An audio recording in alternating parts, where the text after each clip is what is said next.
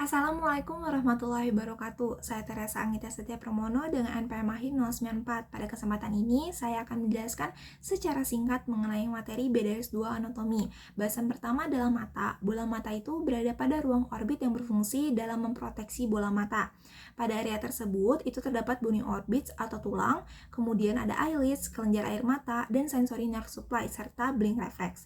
Bony orbits ini atau rongga mata ini merupakan tempat berlokasinya bola mata ada di bawah anterior cranial fossa. Bony orbit ini berbentuk seperti piramid dan tersusun dari 7 tulang, yaitu frontal, maxilla, ethmoid, sphenoid, zygomatic, lacrimal, dan palatin bone. Kemudian pada eyelids atau kelopak mata ini terdapat palpebral fissure, yaitu batas antara kelopak mata atas dan kelopak mata bawah saat terbuka.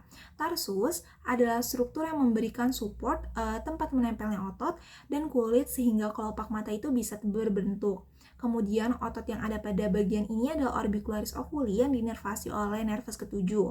Fissure dan foramen rongga orbit antara lain superior orbital fissure di antara orbit dan middle cranial fossa. Dan inferior orbital fissure itu untuk memisahkan lateral wall orbit dari floor orbit. Kemudian ada extrinsic muscle berfungsi untuk menggerakkan bola mata, antara lain ada superior rectus, lateral rectus, superior oblique, levator palpebra superioris, medial rectus, dan inferior oblique. Kemudian blink reflex itu prosesnya itu afferent general sensory CN51 itu akan memberikan sinyal saat ada benda masuk ke mata untuk menutup eyelid. Selanjutnya efferent motor CN ke-7 itu melalui otot orbiculari oculi bagian palpebral akan menutup eyelid. Selanjutnya untuk telinga, indera pendengaran dan keseimbangan itu terletak di temporal bone. Organ pendengaran dan keseimbangan ini terdiri dari bagian eksternal, middle, dan internal.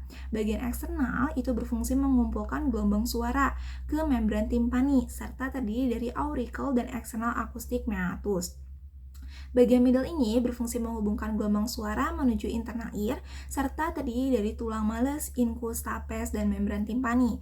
Bagian internal ini terhubung dengan nasofaring melalui pharyngotympanic tube. Selanjutnya bahasan neck fascia and triangle. Leher itu terbagi menjadi anterior triangle yang terdapat mastocleidomastoid muscle dan posterior triangle yang terdapat trapezius muscle. Kemudian pada neck compartment terdiri dari visceral, vertebral, dan vascular compartment. Pada materi ini juga dibahas mengenai fascia, yaitu lapisan yang berada di bawah dermis kulit dan terdiri dari superficial fascia atau subkutan, tissue, dan deep fascia.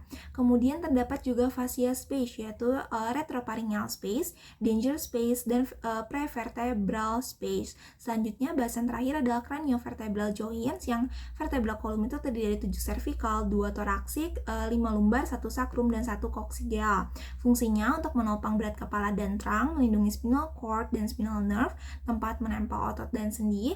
Kemudian pada cervical vertebra ini terdapat foramina transversaria untuk vertebra arteri dan vein. Semua spinous prosesnya itu bifid kecuali C1 dan C7. Selanjutnya ada intervertebral disc yang akan menambah 25% tinggi kolum dan merupakan fibrocartilage. Ini adalah di semua vertebrae kecuali C1 dan C2 dan sacrum dan coccygeal. Ligamen untuk mengikat ruas-ruas tulang vertebrae. Kemudian fungsi stabilisasi joint dan disc itu selama bergerak. Terdiri dari posterior longitudinal ligamen, anterior longitudinal ligamen, dan ligamenta flava untuk mengikat dan menempelkan spinous proses. Kemudian ada interspinous ligamen, supraspinous ligamen. Selanjutnya kapsul dan ligamen itu dapat menjadi lemah karena rheumatoid arthritis. Bahasan berikutnya adalah joints yang terbagi menjadi atlantoaxial joints dan atlanto-occipital joints. Atlantoaxial ini ada 3 synovial artikulasi. 2 diantaranya itu inferior fase tulang atlas dan superior fase tulang aksis C1 C2 serta satu antaranya itu odontoid process aksis dan anterior arch atlas.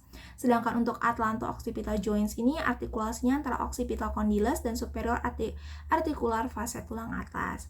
Mungkin sekian review singkat mengenai materi BDS2 anatomi. Mohon maaf apabila terdapat kesalahan maupun kekurangan. Terima kasih atas perhatiannya. Wassalamualaikum warahmatullahi wabarakatuh.